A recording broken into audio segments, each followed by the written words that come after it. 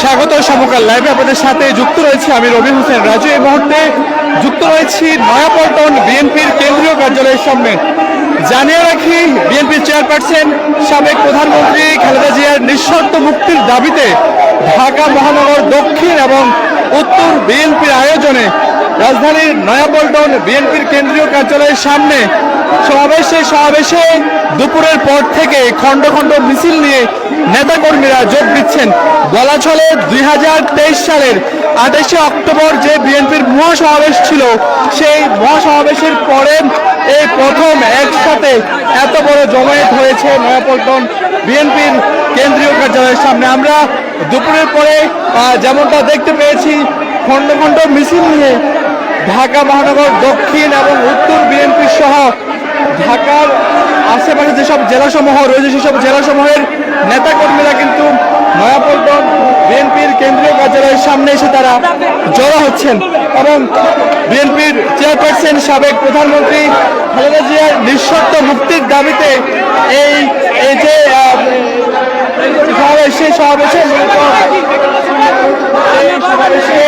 সেই সমাবেশে বিভিন্ন জায়গা থেকে নেতাকর্মীরা যোগ দিচ্ছেন। আরেকটা বিষয়ে জানাতে হয়, 2023 সালের যে 28শে অক্টোবর, সেই 28শে অক্টোবরের পরে কিন্তু আজকের যে সমাবেশ, সেই সমাবেশে বড় একটি জমায়েত করেছে বিএনপি এবং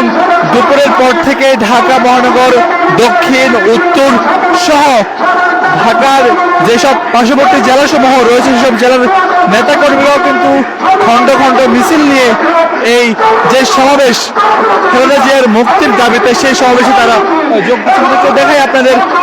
দেখতে পাচ্ছেন যে বিভিন্ন ঢাকা মহানগর উত্তর এবং দক্ষিণের বিভিন্ন পর্যায়ের নেতাকর্মীরা রয়েছেন, তারা কিন্তু খালেদা জিয়ার মুক্তির দাবিতে যে সমাবেশ, সেই সমাবেশে তারা নয়াপল্টন কেন্দ্রীয় কার্যালয়ে তারা যোগ দিচ্ছেন। 2023 সালে যে 28শে অক্টোবর, সেই 28শে অক্টোবর পরে কিন্তু এমন বড় ধরনের কোনো জমায়েত হয়নি। বিএনপি কিন্তু দীর্ঘ 28শে অক্টোবরের পরে কিন্তু আজকের যে সমাবেশ খালেদা জিয়ার মুক্তি নিয়ে, সেই মুক্তির দাবিতে মূলত নেতাকর্মীরা বিভিন্নভাবে খণ্ড খণ্ড মিছিল নিয়ে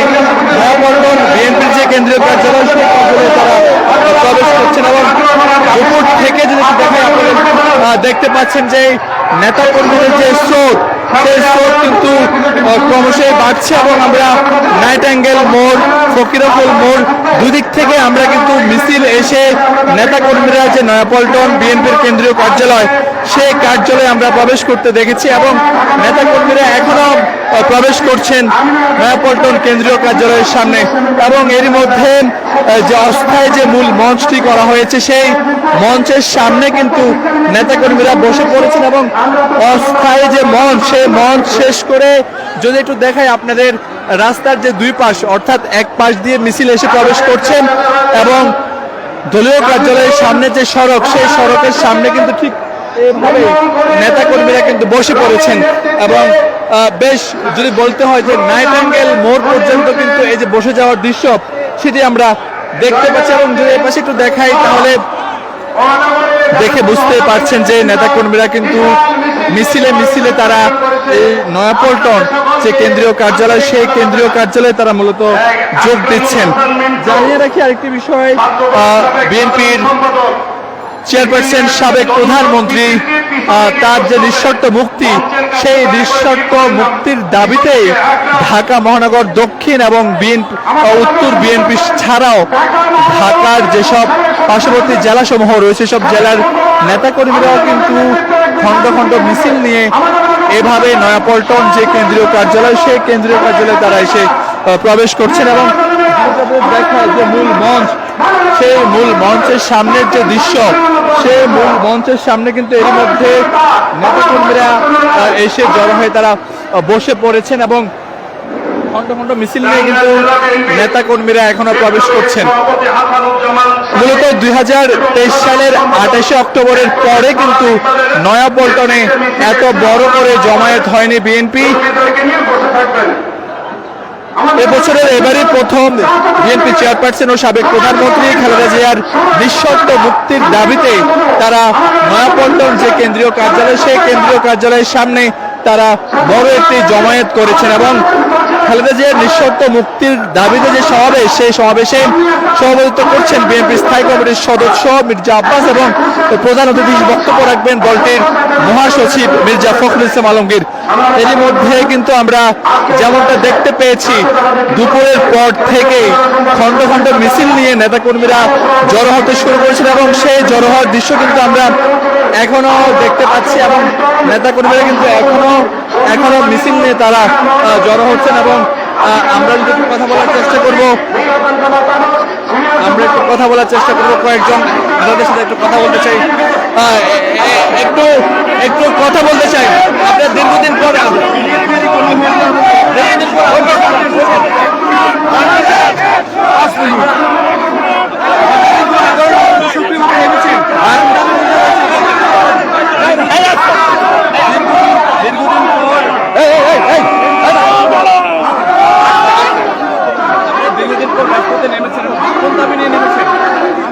আবার বলেন,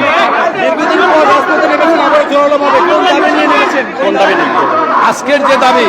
সেটা হচ্ছে গণতন্ত্রের অত্যন্ত প্রহরী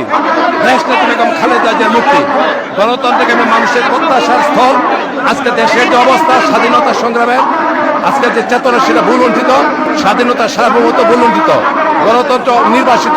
আজকাল লুটেরাদের খপ্পরে বাংলাদেশ, এই বাংলাদেশকে রক্ষা করতে হলে শহীদ জিয়ার আদর্শ এবং নেতৃত্ব দরকার দেশ নেত্রী বেগম খালেদা জিয়ার এবং জনাব তারেক রহমানের। সেই নেত্রী এখন মিথ্যা মামলায় বন্দী, সেই নেত্রী মুক্ত করার দাবি নিয়ে আমরা রাজপথে নিয়েছি। কারণ এই নেত্রীর মুক্তির সাথে গণতন্ত্রের মুক্তি, স্বাধীনতার সংগ্রামের চেতনা জড়িত। অতএব এই মুক্তি চূড়ান্ত পর্যায়ে নিয়ে যাওয়ার জন্য আমরা আজকে এটা তো আজকে নতুন করে জানানোর কোনো কথা না, কারণ বিশেষজ্ঞ চিকিৎসক সহ গোটা বাংলাদেশের সমস্ত সুধী সমাজ আজকে আপনারা জানেন তার সুচিকিৎসার জন্য বিদেশের চিকিৎসার দাবি জানিয়ে আসছি বহুদিন আগে থেকে, কিন্তু কোনো ক্রমে এই সরকার কথা শুনছে না। আমরা সরকারকে পদত্যাগ করে মানুষের অধিকার প্রতিষ্ঠার সংগ্রামে আমরা দর্শক আমরা কথা বলছিলাম।